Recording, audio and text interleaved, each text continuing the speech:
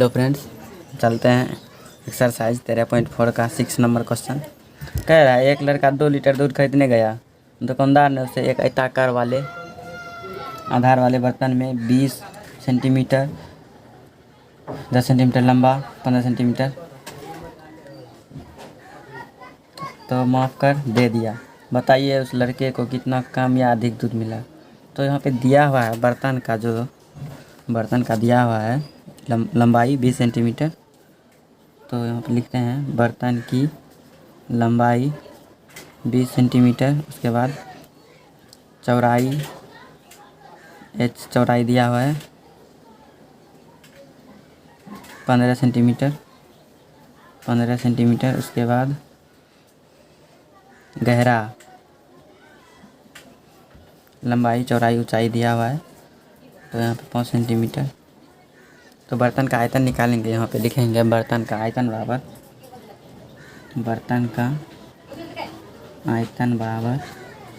LBH 20 गुने में 15 गुने में 5।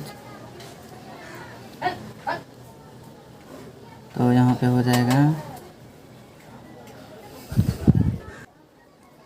1500 सेंटीमीटर क्यूब। तो फिर कह रहा है बताइए कि उस लड़के को कितना कम या अधिक दूध मिला। यहाँ पे दिया हुआ है 1 लीटर में 1000 घन मीटर, यानी कि 1 लीटर हम दूध लेंगे, 1 लीटर दूध हम लेंगे तो 1000 सेंटीमीटर घन लेना पड़ेगा। तो यहाँ इस हिसाब से यहाँ पे 1500 सेंटीमीटर दिया हुआ है। तो दूध हो गया यहाँ पे 1 kg 500 ग्राम। मतलब कहने का मतलब 2 लीटर दूध खरीदने गया था, इसका आंसर हो जाएगा राइट 500 ग्राम दूध कम मिला, यानी आधा लीटर कम। नेक्स्ट क्वेश्चन देखते हैं क्या क्या है 7 नंबर में। एक तालाब की लंबाई 20 मीटर, चौड़ाई 12 और गहराई 8 मीटर है। एक तालाब है, तालाब की लंबाई 20 मीटर, चौड़ाई 12 मीटर और गहराई 8 मीटर है, ठीक। तथा पहले इसका हम निकाल लेते हैं क्षेत्रफल। इसका हम क्षेत्रफल निकाल लेते हैं तो हो गया। तब हम इसका क्षेत्रफल निकाल लेते हैं। लिखते हैं पहले तालाब का क्षेत्रफल 2 गुने में LB गुने BH गुना में LH, 2 गुने 20 गुने 12 प्लस 12 गुने 8 प्लस 8 गुने 12। यहाँ से हो जाएगा 240 प्लस 96 प्लस तो हो जाएगा 20 8 160। 8 जोड़ेंगे जोड़ के हो जाएगा यहाँ पे 6 और हो जाएगा यहाँ पे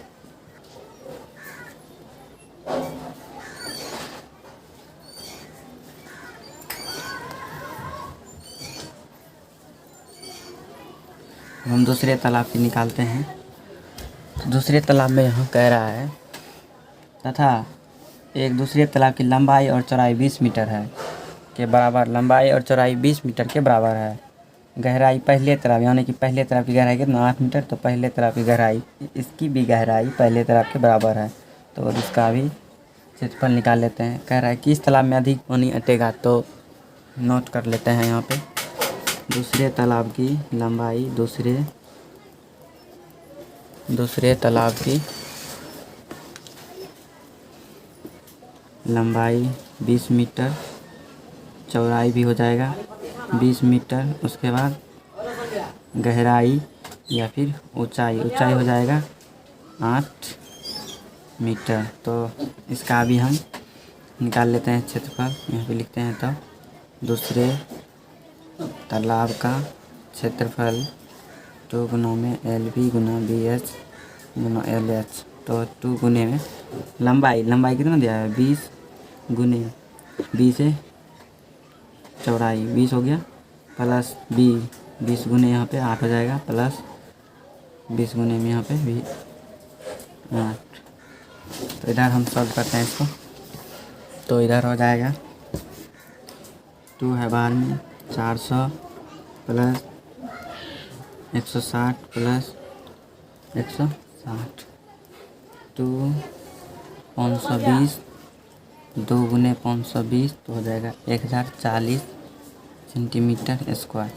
दूसरे तालाब का 1040 सेंटीमीटर स्क्वायर क्षेत्रफल, और पहले वाला 992, यानी कहने का मतलब ज़्यादा तो यही हुआ, तो आंसर में हो जाएगा इसका दूसरे तालाब में अधिक। चलते हैं क्वेश्चन नंबर 8 में कह रहा है एक खाली डिब्बा जिसमें साबुन को रखा जाना है, जिसकी डिब्बों की लंबाई 0.40 मीटर, चौड़ाई 0.25 मीटर, ऊंचाई 0.25 मीटर है। लिखते हैं खाली डिब्बा है जिसकी, लिखते हैं खाली डिब्बा की लंबाई कितना है 0.40 मीटर, इसी तरह से इसका भी चौड़ाई 0.25 मीटर और ऊंचाई हो जाएगा 0.25 मीटर। ठीक, तो यहाँ पे खाली डिब्बा की आयतन निकालते हैं। खाली डिब्बा का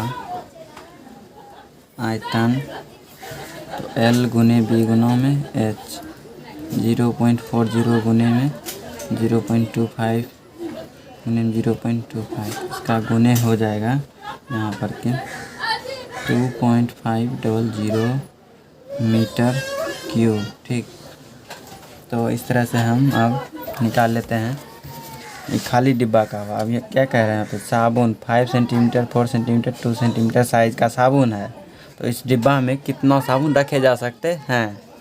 तो अब साबुन का हम आयतन निकालते हैं, तो यहाँ लिखते हैं साबुन की लंबाई 5 सेंटीमीटर, अब सेंटीमीटर में दिया हुआ है, ऊंचाई 4 सेंटीमीटर और B है 2 सेंटीमीटर। तो लिखते हैं यहाँ पे साबुन की आयतन, साबुन की आयतन LBH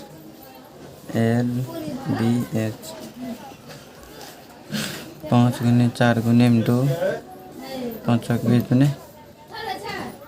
20 गुने हो जाएगा 40 सेंटीमीटर क्यूब। चूँकि अब कितने साबुन अटेगा तो इधर निकालते हैं साबुन की संख्या बराबर हो जाएगा खाली डिब्बे का आयतन बटे में साबुन का आयतन।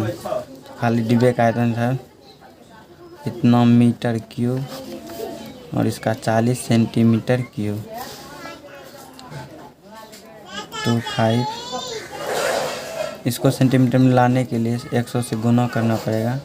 अब हो गया, कटा देते हैं 0 0, यहाँ पॉइंट उड़ेगा तो 1 0, 1 0 फिर 1 0 गए, 4 से यहाँ 25, 25 गुने 25, 625 साबुन हो जाएगा इसका आंसर। तो नेक्स्ट क्वेश्चन 9 नंबर का कह रहा है 30 मीटर लंबा, 20 सेंटीमीटर चौड़ा और 4 मीटर ऊंची दीवार बनवानी है। यदि एक ईंट की लंबाई, इतना ऊंची दीवार बनवानी है जिसकी ईंट की लंबाई 25 सेंटीमीटर, चौड़ाई 12.5 सेंटीमीटर, ऊंचाई 7.5 सेंटीमीटर है, तो दीवार में बनवाने में कितना ईंट लगेगी। सीमेंट एवं बालू का आयतन नगण्य माने नहीं के बराबर रहेगा। तो हम क्वेश्चन नोट कर लिए हैं कॉपी में।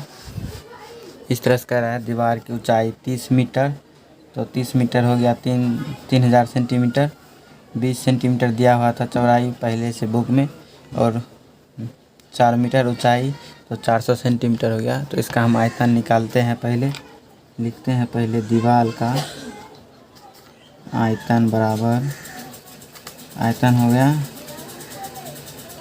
LBH 3000 गुने में 20 गुने में 400 यहाँ से होगा, तो इसका हो जाएगा गुने करके इतना सेंटीमीटर क्यूब। अब हम ईंट का निकाल लेते हैं आयतन। तो ईंट की लंबाई है 25 सेंटीमीटर, चौड़ाई है 12.5 सेंटीमीटर, ऊंचाई 7.5।